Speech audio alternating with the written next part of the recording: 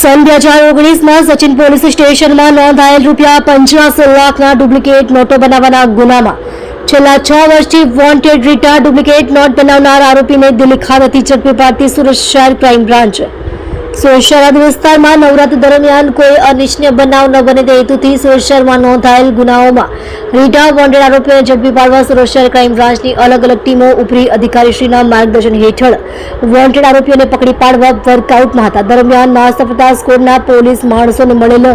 આધારભૂત બાદ હકીકતના આધારે દિલ્હી પહાડગંજ નજીકથી આરોપી સચિન ગુલાબભાઈ પરમાર, દેવી પૂજક, ઉંમર વર્ષ 28, ધંધો બેકાર, રહેવાસી ફ્લેટ નંબર 3667 પહેલા માળે, બરીવાપન, પહાડગંજ, દિલ્હી, મૂળ રહે ગામ ગુંદી કોળિયા, તાલુકો ભાવનગરને પકડી પાડવામાં આવેલ છે.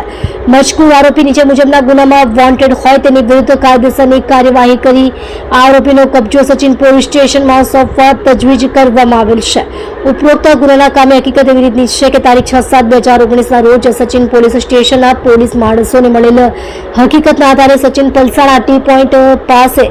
શિવરંજની એપાર્ટમેન્ટમાં આરોપી કાનજીભાઈ રણછોડભાઈ ભરવાડ અને સુનિતાબેન લક્ષ્મણભાઈ ઉબાડે નાઓને પકડી પાડી તેઓના કબજામાંથી ₹2000 તથા ₹500ના દરની ડુપ્લિકેટ ભારતીય બનાવટની ચલણી નોટો ₹85,22,000 અને પ્રિન્ટર, કોરા પેજ અને ઇન્ક બોટલ મળી કુલ્લે ₹85,42,732ની મત્તાનો મુદ્દામાલ કબજે કરવામાં આવેલ છે. સદર ગુનાની તપાસ દરમિયાન મુખ્ય આરોપી તરીકે ડુપ્લિકેટ ભારતીય બનાવટની ચલણી નોટ સચિન ગુલાબભાઈ પરમારે બનાવેલ હોવાનું જણાઈ આવેલ હતું. તેથી ગુનાની તપાસ દરમિયાન સચિન પરમારને વોન્ટેડ બતાવવામાં આવેલ હતો. આરોપીને પકડી પાડવા ખાનગી બાતમીદાર મારફતે વર્કઆઉટ કરતા હાલ તે દિલ્હી પાડગંજ ખાતે છેલ્લા 20 દિવસથી રહેતો હોવાની માહિતી મળી આવેલ હતી. જે આધારે ક્રાઇમ બ્રાન્ચની ટીમને દિલ્હી ખાતે મોકલવામાં આવેલ હતી, જેઓએ પહાડગંજ બરીવાપન ખાતેથી આરોપીને પકડી પાડેલ છે.